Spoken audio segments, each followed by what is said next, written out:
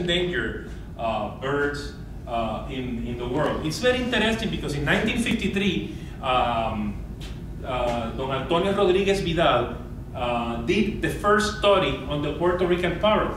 And in 1953, he was already saying that we should start working with these species because the numbers went from about 2,000 birds in 1930s to 250 birds in the wild between 1953 and 1956. But he was not heard.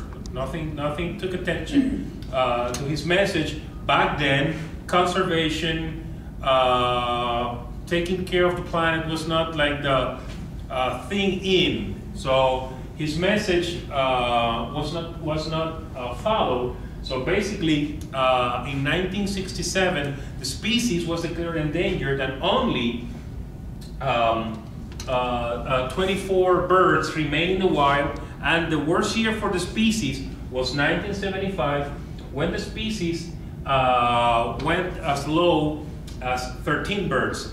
The original purpose of the program, and this is my point of view, my personal opinion, the way the program started was kind of a pessimistic way, because they thought that the species was going to be extinct in the wild forever. So they thought, well, let's start collecting several eggs and chicks from the wild.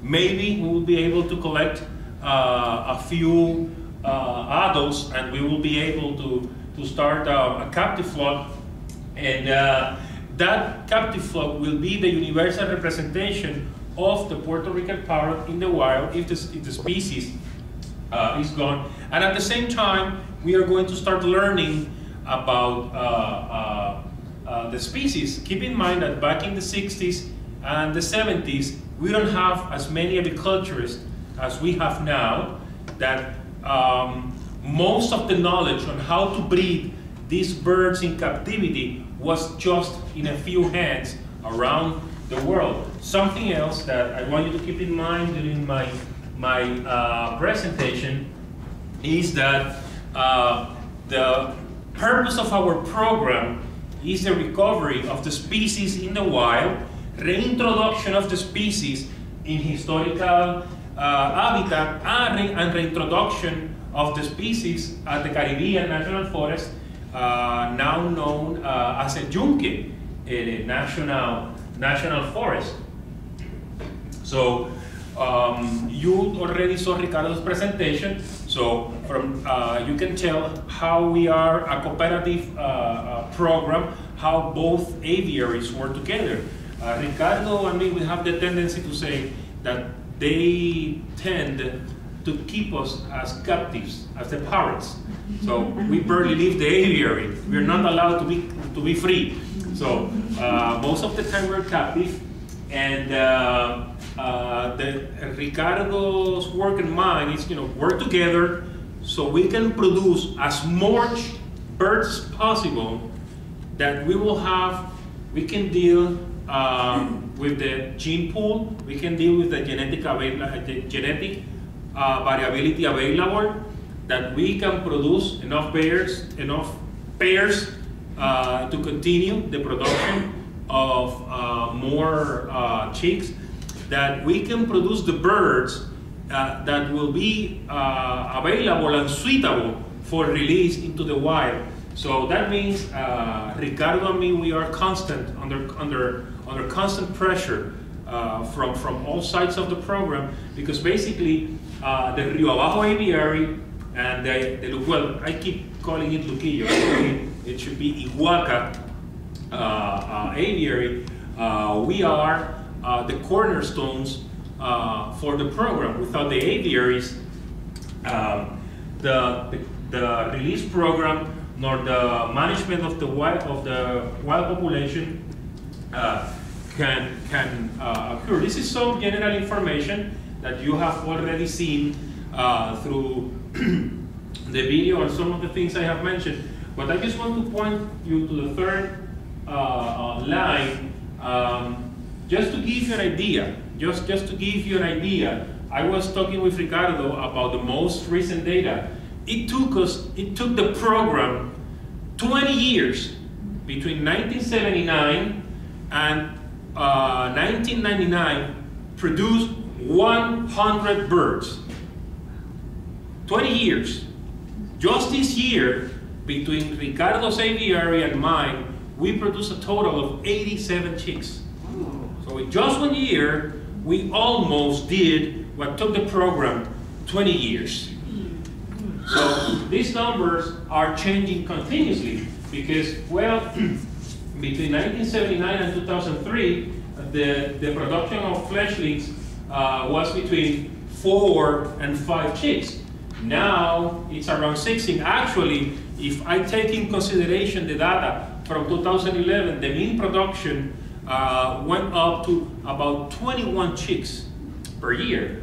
And Lorraine has an advantage that most of you don't have. Is that before yesterday, I was showing Lorraine the raw data that I use for the aviary management, and I was showing her how some years the production at the aviary was just 0, or maybe 1 or 2 chicks per year. So when you see 4 to 5 chicks per year, was because basically after 2011 we went from just about 5 or 6 chicks per year to a maximum of about 10, 12, 13 chicks per year, up to the point that we are having over 30 chicks per season. Usually, as of January, we don't have chicks, we don't have eggs, the birds are not breeding yet. Well, when I flew into Houston, we already have 5 hatchlings.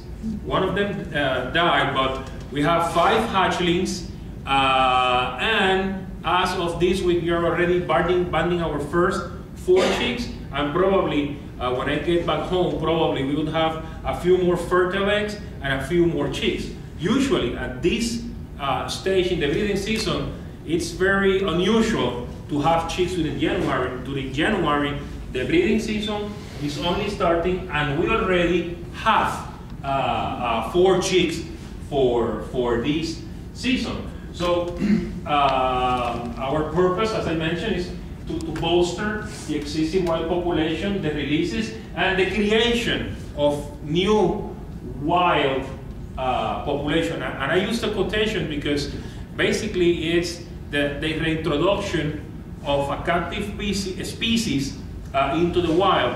So they are, in terms of biologically talking, they are not completely wild. So part of our mission is to train these birds properly for the things they're going to encounter in the wild. Like, for example, probably from the video you can recall that the birds were eating like a berry-like seed. That's just one of the main fruits for those species in the wild. That's the Sierra palm seed. A bird can eat over 500 seeds per day.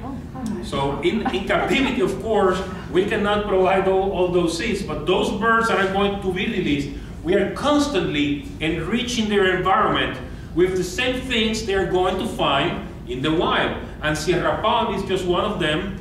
So we are constantly collecting vegetation, fruits, shrubs, vines from the wild, flowers, the same things they're going to find in the wild. And that's one of the aspects of the program that makes the program very labor intensive.